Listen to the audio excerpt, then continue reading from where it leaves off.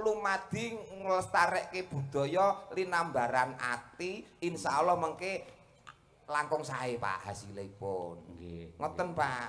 Leres. Nggih napa mboten Pak? Leres. Malah manut agama niku nuwun sewu Kyai Putri jane mboten kudu nyambut gawe.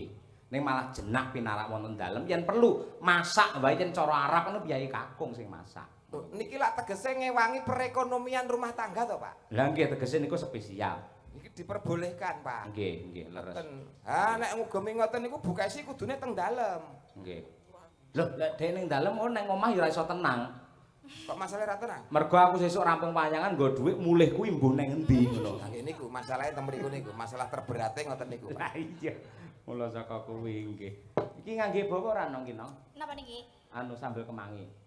Bawane napa? Kula browsing teng Mbah Google niku belum ditemukan bawa sambel kemangi, Pak. Belum ditemukan, Pak. Oh iya.